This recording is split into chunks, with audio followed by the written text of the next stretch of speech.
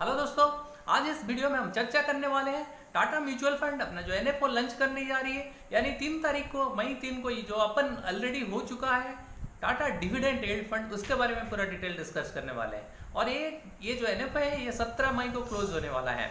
और खास करके जैसे कि आपने देखा होगा कि कोई स्टॉक में इन्वेस्टमेंट करते हैं, इसमें 2 तरीके से आप पैसा कमा सकते हैं। पहला होता है कि स्टॉक का एप्रिसिएशन होता है, यानी स्टॉक का प्राइस में जो बढ़ोतरी होता है उसके तहत आप पैसा कमा सकते हैं। और दूसरा होता है कि कुछ कंपनियां ऐसी होती हैं जो अपना प्रॉफिट का शेयर करते हैं अपने शेयर होल्डर को, जिसको बोलते हैं डिविडेंड यील्ड, उसके तहत भी आप पैसा कमा सकते हैं। हेलो दोस्तों, मेरी गवर्नेंस साहू मेरे यूट्यूब चैनल पर आपका स्वागत है। आप अगर मेरे चैनल पर नए हैं तो मेरे चैनल को सब्सक्राइब करें, और आपको अगर मेरे वीडियो पसंद आते हैं तो लाइक करें और आपका फ्रेंड्स और फैमिली मेंबर के साथ शेयर जरूर करें। और साथ ही साथ राइट साइड में दिए गए बेल बटन को प्रेस करें ताकि मेरे जो भी नए वीडियोस अपलोड होंगे उसका नोटिफिकेशन पहले मिलेगा। तो आप बने रहिए मेरे वीडियो के एंड तक। हेलो दोस्तों, जैसे कि मैंने बताया 2 तरीके से आप पैसा कमा सकते हैं स्टॉक से। एक तो होता है स्टॉक का अप्रिसिएशन होता है, यानी स्टॉक का अप्रिसिएशन कैसे होता है, यानी जैसे कि कोई कंपनियां होती है जिसका कैश फ्लो ज़्यादा होता है और इसमें जो ग्रोथ पोटेंशियल होता है, कंपनी का बिजनेस मॉडल में ग्रोथ होता है, उसके चलते उसका स्टॉक का प्राइस का ग्रोथ देखने को मिलता है। जबकि इसका हायर एक्सपेक्टेशन होता है ग्रोथ का, यानी अर्निंग ग्रोथ ज़्यादा होता है, तो इसका स्टॉक प्राइस में एप्रिसिएशन देखने को मिलता है। तो इसके चलते इसमें आप प्रॉफिट कमा सकते हैं। और दूसरा जो तरीका होता है वो डिविडेंड यील्ड से होता है। जैसे कई कंपनियां ऐसी होती है जिनका बिजनेस मॉडल स्टेबल होता है, स्टेबल बिजनेस मॉडल से और अर्निंग पोटेंशियल अच्छा होता है, और कंपनियां हमेशा प्रॉफिट देती है। और ये मैच्योर कंपनीज होते हैं जो हाई कैश फ्लो होता है, उनका बैलेंस शीट में हाई कैश फ्लो होता है, तो वो हमेशा डिविडेंड देते हैं। जैसे कि ये हाफ ईयरली ज़्यादातर कंपनियां डिविडेंड देती है। हमारे एग्जाम्पल के तौर पे ले, अगर टीसीएस की बात करें या इन्फोसिस की बात करें, सॉफ्टवेयर कंपनियां सबसे ज़्यादा डिविडेंड देते हैं। इसके अलावा जैसे पीएसयू कंपनीज होते हैं, जैसे अगर मान लें आईटीसी की बात करें, आईटीसी भी अच्छा डिविडेंड देती है। और कुछ पीएसयू कंपनियां जो अच्छे डिविडेंड देते हैं और इनका कैश फ्लो स्टेबल होता है, कैश फ्लो कंसिस्टेंट होता है, साथ ही साथ इनका बैलेंस शीट में अच्छा प्रॉफिट आता है, कंसिस्टेंट होता है उनका बिजनेस मॉडल, और इसीलिए ये कंपनियां हमेशा डिविडेंड देते हैं। तो आइए जानते हैं डिविडेंड यील्ड क्या होता है। जैसे डिविडेंड एक कॉमन वे होता है रिटर्न देने का क्लाइंट जो इन्वेस्टर होते हैं उनको प्रॉफिट का शेयर करना, ये एक कॉमन वे होता है। तो जैसे कंपनियां होते हैं उनका बैलेंस शीट में कैश फ्लो अच्छा होता है और बिजनेस मॉडल अच्छा होता है, वो ज़्यादातर डिविडेंड देते हैं। तो ग्रोथ कंपनियां होती हैं जो अच्छा ग्रोथ देते हैं, और डिविडेंड कंपनियां ज़्यादातर जो होते हैं वो डिविडेंड देते हैं अपना स्टॉक का प्राइस का अगेंस्ट में डिविडेंड देते हैं। जैसे हम अगर डिविडेंड यील्ड की बात करें, डिविडेंड यील्ड क्या होता है, जो एनुअलाइज डिविडेंड देती है company divided by the stock price is called dividend yield. आइए जानते हैं डिविडेंड यील्डिंग कंपनियों का क्या कैरेक्टरिस्टिक्स है।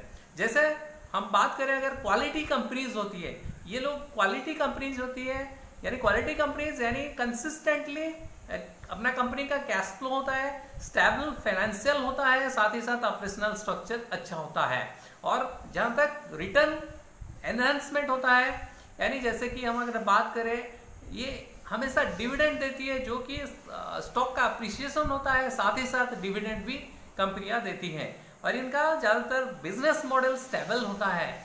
जैसे कि हम अगर बात करें कुछ कंपनियां जो डिविडेंड देते हैं वो हमेशा सस्टेनेबिलिटी रहता है उनका बिजनेस में, और हमेशा कंसिस्टेंट रिटर्न देते हैं, और इसीलिए वो ज़्यादातर डिविडेंड पे करते हैं। और इन कंपनियों में ज़्यादातर स्टेबिलिटी देखने को मिलता है, यानी वोलेटिलिटी बहुत कम होता है, इन कंपनियों के स्टॉक प्राइस में बहुत ही कम होता है। ओके, ये मेन कैरेक्टरिस्टिक्स है जो डिविडेंड यील्ड कंपनियां होते हैं, इनका मेन कैरेक्टरिस्टिक्स है। डिविडेंड यील्ड इंडेक्स यानी निफ्टी डिविडेंड अपॉर्चुनिटी 50 इंडेक्स की बात करें, 50 ट्राई इंडेक्स की बात करें, इसमें जो कंपनियां होते हैं वो डिविडेंड यील्ड कंपनियां होते हैं। और इसको अगर हम निफ्टी 50 के साथ कंपेयर करें, इसमें आपको अगर लास्ट 2007 से अक्टूबर 2007 से 2021 तक हम बात करें, इसका जो सीजर रिटर्न था निफ्टी 50 ट्राई का 9.47% था, जबकि निफ्टी डिविडेंड अपॉर्चुनिटी 50 ट्राई का 11.45% था, जबकि ये करीबन 2% के आसपास ज़्यादा रिटर्न दिया है निफ्टी 50 ट्राई से। अगर हम एब्सोल्यूट रिटर्न की बात करें लास्ट 2007 से 2021 की एब्सोल्यूट रिटर्न की बात करें 239.50% का रिटर्न दिया है निफ्टी 50 ट्राई ने, जबकि dividend opportunity Nifty dividend opportunity 50 try का रिटर्न जो था 332.59% था, जबकि ये 93% एब्सोल्यूट रिटर्न ज्यादा है निफ्टी 50 ट्राई से।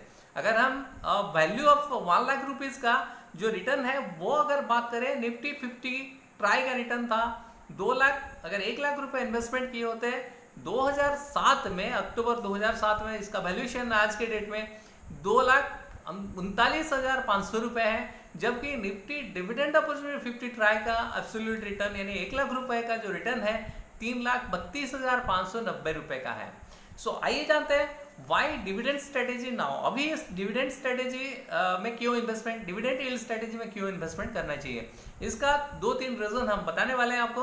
पहला जो रीजन है, गवर्नमेंट का आरबीआई ने जो मॉनिटरी पॉलिसी के तहत हाई लिक्विडिटी दिया है मार्केट में, तो उसके चलते लिक्विडिटी आया है मार्केट में, इसीलिए कंपनियां ज्यादातर जीसेक, जो आरबीआई ने जीसेक को एक्विजिशन प्लान्स किया है, उसके चलते मार्केट में लिक्विडिटी देखने को मिल रहा है, इसीलिए स्टॉक प्राइस में रेंज बाउंड अभी स्टॉक प्राइस में रेंज बाउंड मूवमेंट हो रहा है। और साथ ही साथ लोअर लेवल ऑफ यील्ड, कंपनियां जो लोअर लेवल ऑफ यील्ड दिखा रहे हैं, ये फेवर करते हैं डिविडेंड स्ट्रेटेजी के लिए, क्योंकि जो ये इक्विटी मार्केट अभी विटनेस कर रहा है broad based recovery.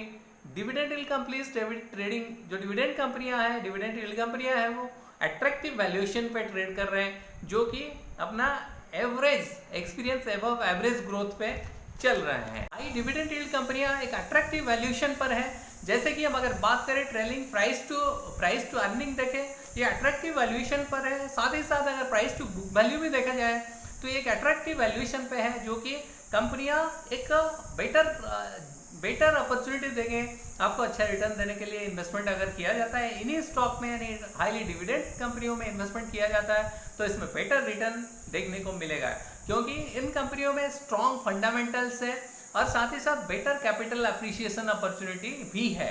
High dividend yield कंपनियां also tend to get higher asset base reflecting the book value. जो बुक वैल्यू में देखने को मिल रहा है कि हाईली डिविडेंड यील्ड कंपनियां अट्रैक्टिव प्राइस पे ट्रेड हो रहे हैं। In terms of price to earning ratio देखें, अगर book value price to book value देखें, दोनों में ये कंपनियां डिविडेंड यील्ड कंपनियां अट्रैक्टिव वैल्यूएशन पर है, तो ये एक बेटर अपॉर्चुनिटी, तो इन्हीं कंपनियों में इन्वेस्ट करने के लिए एक बेटर अपॉर्चुनिटी अभी दिख रहा है। आइए समझते हैं टाटा डिविडेंड यील्ड फंड के बारे में डिटेल जानते हैं। जैसे कि ये एक ओपन एंडेड स्कीम है जो खास करके डिविडेंड यील्ड कंपनियों में इन्वेस्टमेंट करेगा, यानी जो कंपनियां डिविडेंड देते हैं उन्हीं कंपनियों में इन्वेस्टमेंट करेगा। इसका स्ट्रैटेजी 3 मेन स्ट्रैटेजी रहेगा, जो कंपोनेंट्स है 3 ब्रॉड कंपोनेंट्स ऑफ पोर्टफोलियो। क्या रहेगा? Prefer to invest dividend yield कंपनियां, जो कंपनियां हायर डिविडेंड यील्ड देते हैं, निफ्टी डिविडेंड यील्ड से ज़्यादा डिविडेंड यील्ड देते हैं, उन्हीं कंपनियों में इन्वेस्टमेंट किया जाएगा। और इसका जो रहेगा कंट्रा टू कंसेंसस अप्रोच रहेगा, यानी फंड एक्टिवली कैप्चर करेगा journeying of companies from contra to consensus, और एनेबल करेगा कहाँ इन्वेस्टमेंट करने के लिए, स्टेबल इनकम के लिए वो इनवेट्स में और रिट्स में इन्वेस्टमेंट करेगा, या तो साथ ही साथ फॉरेन में कुछ कंपनियों में फॉरेन में इन्वेस्टमेंट करेगा, यानी ओवरसीज सिक्योरिटीज में भी इन्वेस्टमेंट कर सकता है। तो ये 3 ब्रॉड कंपोनेंट्स ऑफ पोर्टफोलियो रहेगा, जैसे कि मैंने बताया डिविडेंड यील्ड कंपनियों में इन्वेस्टमेंट करेगा, साथ ही साथ ये कंट्रा टू कंसेंसस अप्रोच रखेगा और ओवरसीज में इन्वेस्टमेंट करेगा, साथ ही साथ रीट्स और इनवेट्स में इन्वेस्टमेंट करेगा। इसका की कैरेक्टरिस्टिक क्या क्या रहेगा? पहला जो है क्वालिटी कंपनीज में इन्वेस्टमेंट किया जाएगा जिनका बिजनेस मॉडल अच्छा हो, जो अच्छी ग्रोथ देने वाली कंपनियां हो, उन्हीं कंपनियों में इन्वेस्टमेंट करेगा। इसका स्टेबल बिजनेस मॉडल रहेगा, सस्टेनेबल बिजनेस मॉडल रहेगा, और जो कंपनियां अच्छा ट्रैक रिकॉर्ड हो, डिविडेंड देने वाली कंपनियां जिनका अच्छा ट्रैक रिकॉर्ड हो, और अक्रॉस द डिफरेंट इकोनॉमिक यानी एनवायरमेंट का कंडीशन में, चाहे कोई भी एनवायरमेंटल कंडीशन हो, लेकिन डिविडेंड जो कंपनियां देती होगी कंटिन्यूसली, उन्हीं कंपनियों में इन्वेस्टमेंट करेगा। साथ ही साथ इसका गुड कैपिटल एप्रिसिएशन भी मिलेगा, और मैक्सिमम इसका जो स्टेबल कैश फ्लो होगा जो कंपनियां, उनमें इन्वेस्टमेंट किया जाएगा। और जहाँ तक कंट्रा कंसेंसस की सवाल है, वो कंपनियों में इन्वेस्टमेंट करेगा जो आउट ऑफ फेवर स्टॉक्स होंगे, जैसे इंडस्ट्री साइकिल, कैपिटल एलोकेशन और बैलेंस शीट स्टेट वगैरह। और साथ ही साथ potential improvement in cash flow, जो कंपनियां उनका बैलेंस शीट में ज़्यादा कैश फ्लो होता है और हाई डिविडेंड यील्ड कंपनियां होते हैं, उन्हीं में इन्वेस्टमेंट किया जाएगा। और साथ ही साथ वैल्यू री रेटिंग का भी जो प्रोसेस होगा, कैप्चर वैल्यू री रेटिंग, उसमें भी इन्वेस्टमेंट किया जाएगा। और खास करके डाइवर्सिफाई पोर्टफोलियो होगा, जैसे कि मैंने बताया कि ज़्यादातर लार्ज कैप स्टॉक में इसका एक्सपोजर रहेगा, लार्ज कैप में। और active exploration, capital appreciation opportunity ढूंढने की कोशिश करेगी कंपनी। और जैसे मैंने बताया, रिट्स एंड इनबिट्स में इन्वेस्टमेंट करेगा और ओवरसीज में कुछ परसेंटेज इन्वेस्टमेंट किया जा सकता है। और इसका कॉन्ट्रैक्ट जो प्रोसेस है, कॉन्ट्रैक्ट टू कंसेंसस जर्निंग रहेगा। हाई डिविडेंड यील्ड कंपनी में डीप वैल्यूएशन में इन्वेस्टमेंट करेगा, आउट ऑफ फेवर स्टॉक में इन्वेस्टमेंट करेगा, टर्न अराउंड और री रेटिंग में पोटेंशियल जो स्टॉक्स रखेंगे उसमें इन्वेस्टमेंट किया जाएगा। ओके, तो इसका डाइवर्सिफिकेशन कैसे होगा, जैसे कि मैंने बताया कि ज़्यादातर डिविडेंड यील्ड कंपनियों में इन्वेस्टमेंट करेगा। अब कुल मिला के देखा जाए जो 146 कंपनियां हैं जो डिविडेंड यील्ड, जिनका निफ्टी डिविडेंड से ज़्यादा है, निफ्टी यील्ड से ज़्यादा है, उन कंपनियों में इन्वेस्टमेंट किया जाएगा। ज़्यादातर इसका जो पोर्टफोलियो है 146 जो कंपनियां हैं मिड कैप, स्मॉल कैप और लार्ज कैप तीनों में है।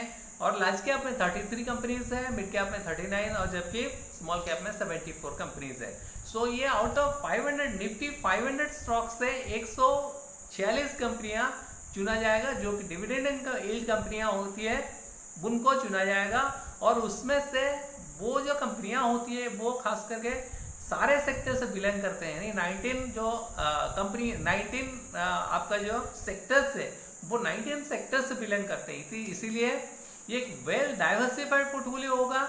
और सेक्टर एलोकेशन की हम अगर बात करें, कंज्यूमर गुड्स में 21 का रहेगा, जबकि फाइनेंशियल सेक्टर से 21 कंपनीज हैं, इंडस्ट्रियल मैन्युफैक्चरिंग से 18 कंपनीज हैं, पावर से 10 कंपनियां हैं, ऑयल एंड नेचुरल गैस से 10 कंपनियां हैं, जबकि मेटल से 10 कंपनियां हैं। ऐसे 146 कंपनियों में इन्वेस्टमेंट करेगा, इसीलिए वेल डाइवर्सिफाइड पोर्टफोलियो होगा। आइए फंड का डिटेल जानते हैं। टाटा फंड का नाम है टाटा डिविडेंड यील्ड फंड। इसका जो NFO ओपन हुआ है 3 मई को ओपन हुआ है और ये 17 मई को क्लोज होने वाला है।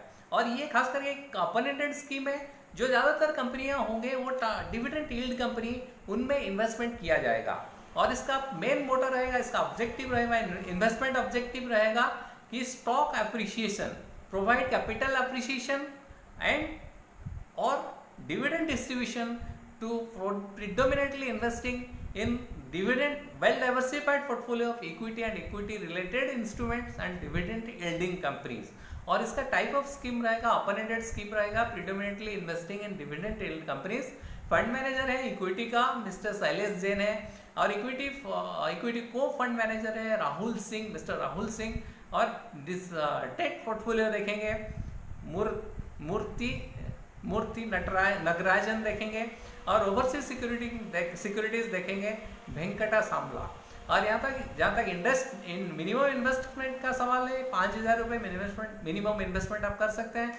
1 रुपये के साथ आप बढ़ा सकते हैं इसका इन्वेस्टमेंट, और एडिशनल 25,000 रुपये प्लस 1 रुपीज़ का हिसाब से आप बढ़ा सकते हैं इसका इन्वेस्टमेंट को। और इसका जो मिनिमम लोड साइज है, लोड रहेगा, इसका लोड स्ट्रक्चर रहेगा, एंट्री लोड नील रहेगा।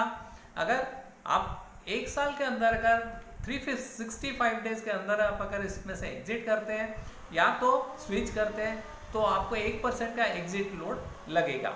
और इसका बेंचमार्क रहेगा निफ्टी डिविडेंड अपॉर्चुनिटी 50 ट्रायल। ये डिटेल है पूरा निफ्टी, डिटेल पूरा है टाटा डिविडेंड यील्ड फंड के बारे में। आपको इस फंड के बारे में कैसा लगा मेरा वीडियो? आपको अगर मेरे वीडियो पसंद आए तो लाइक शेयर करना ना भूलें, साथ ही साथ मेरे चैनल को सब्सक्राइब करें, क्योंकि हम ऐसे ही वीडियो लाते रहते हैं रिलेटेड टू म्यूचुअल फंड और स्टॉक्स रिलेटेड वीडियोस लाते रहते हैं। तो आप मेरे चैनल को सब्सक्राइब करिए, और ऐसे वीडियो आगे देखने के लिए राइट साइड में दिए गए बेल बटन को प्रेस करें, ताकि जो भी नए वीडियोस अपलोड होंगे उसका नोटिफिकेशन आपको पहले मिलेगा। So thanks for watching my video.